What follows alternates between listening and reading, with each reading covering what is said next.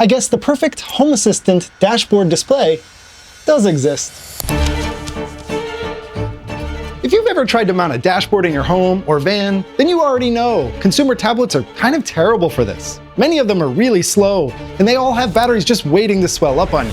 They're a pain to turn into kiosks, and the mounting options, they're just not as elegant as I'd like.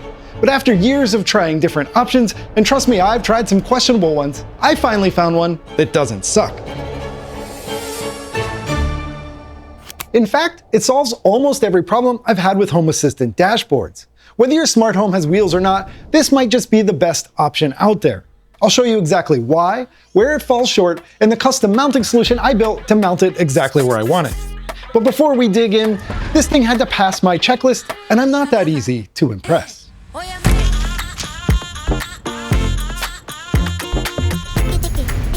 It has to be fast enough to actually run Home Assistant smoothly. It needs to wake up instantly when you walk up, not just when it feels like it. It can't rely on a battery that's going to swell up and haunt me down the road. It has to support power over Ethernet so I can install it with a single wire. And it needs to look good enough that I actually want it in the space. It needs to integrate properly with Home Assistant, and I need Home Assistant to control the screen itself. And finally, I need to be able to mount it cleanly, either flush in a panel or floating away from the wall. I've tried a lot of setups over the years, and none of them come close to passing this checklist. But recently, I found one that does. This is the ROAMiQ display screen from Rack Up and Go. And honestly, this is the first dashboard display I've used that actually feels like it was designed for Home Assistant, not just a tablet you had lying around. I'm happy to be partnering with the team at Rack Up and Go. Hey, editing Mike here. I thought it might be good to define what I mean by partnership. When we say partner, we mean we found a product or service that we believe in, that we've spent time with, and made sure that it does what it says on the tin before we put it in front of you. We also look for partners who share our open source mentality and are actively seeking feedback from the community. I've spent much of my career directing TV ads, and while I get to flex my creative muscles, I have no real say over the words on the page. At Smarty Van, we have the opportunity to choose our partners, to give them space on the channel to share something we believe will make your smart home better while they support the growth of the channel. We never share scripts with our partners, and we always retain full editorial control. For instance, I made it clear to Rack Up and Go that I wasn't a huge fan of the ROAMiQ logo on the bezel, and they assured me it was just a sticker, and I thought you should know, you can just take it off. All right, back to the video. The first thing you'll notice is how it chews through dashboards. And I love how responsive it is. When you walk up, it just wakes instantly. No staring at a black screen, willing it to life. There's no battery in this display. It's either DC input or power over Ethernet, which is exactly what I wanted. There are even relays and digital outputs built in, so this can control other things too. And it actually looks like something you'd want on the wall. Nice, thin bezel, and a clean design. But the biggest difference is this. Home Assistant isn't just on the screen, it controls the screen. Turn the screen on or off, adjust the brightness, switch dashboards, all from Home Assistant. And my favorite part, control the built-in RGB LED. And the way this mounts is a huge part of why it works so well. Flush mount looks so clean. But I also built a floating mount that lets you place this basically anywhere. I'll show you that in just a bit. There's a link in the description if you want to see this for yourself. So that's what it feels like to use, but the reason this works so well is how it integrates with Home Assistant, and that's up next. At the end of the video, I'll walk through 5 automations I'm using that really unlock what this thing can do. This isn't running the Home Assistant native app. It runs custom kiosk software that integrates over MQTT with auto-discovered entities. So from Home Assistant's perspective, this is just another device you can automate, which is kind of the dream, right? You can control the screen, current dashboard, I/O and relays, even the LED, all natively. Under the hood, it's actually pretty capable. It has a quad-core Rock chip processor and 4 gigs of RAM, which is why it feels smooth, even with dashboards that would make a Fire tablet weep. It's running Android 14, but you're not really interacting with that directly unless you want to.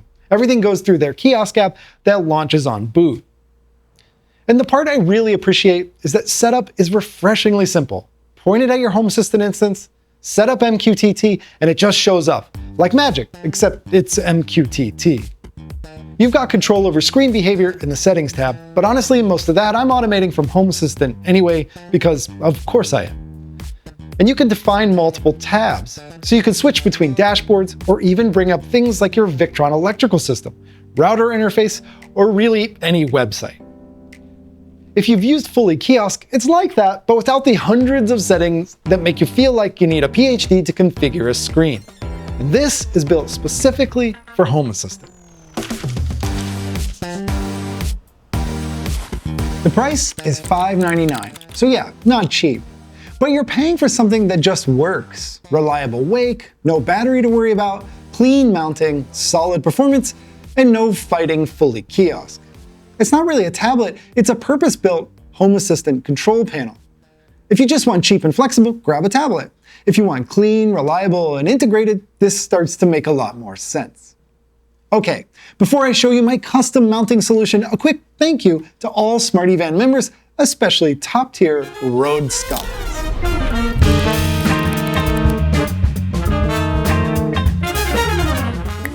If you want to support the channel and get access to deeper dives like how I designed the bracket you're about to see, becoming a member is the best way to do just that.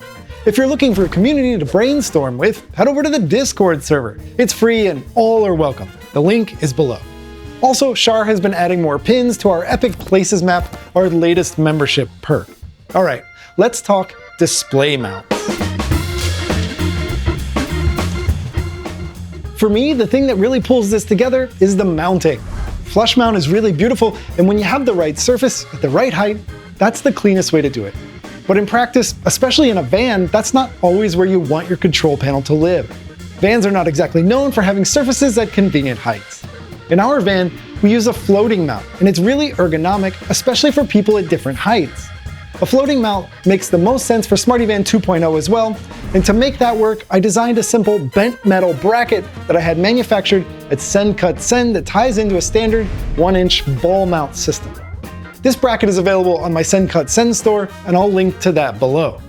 A huge thanks to Send Cut Send for helping out with the prototypes. If you're curious how I designed this, I'll be doing a full walkthrough in my next members-only video, including how to upload it for manufacturing and actually get parts back that look and fit perfectly.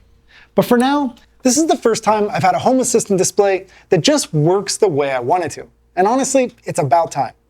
Up next, 5 automation ideas to make this sing. And a huge thanks to the team at Rack Up and Go for supporting the channel and being open to feedback from the community. I've sent pages of notes and most of them have already been addressed. If you have thoughts of your own, drop them in the comments or jump over to the thread on the Discord server.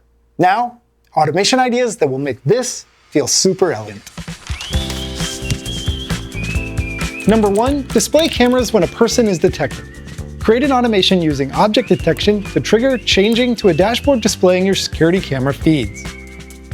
Number 2, powering on the display when arriving home. Create an automation using a device tracker to trigger your PoE switch to turn on the port powering the display. Number 3, use the LED to show alerts. Create an automation to set the LED to red when an entity reaches a critical state. Number 4, time out the display back to your main dashboard. Create an automation using the dashboard URL to trigger a delay period, then check if the current dashboard is your main dashboard, and if not, change it back. Number 5, use the built-in text-to-speech engine to announce critical alerts. I'm off to work on security cameras and control modules for Smarty Van 2.0, and there's a lot more to share. Until then, how about this one?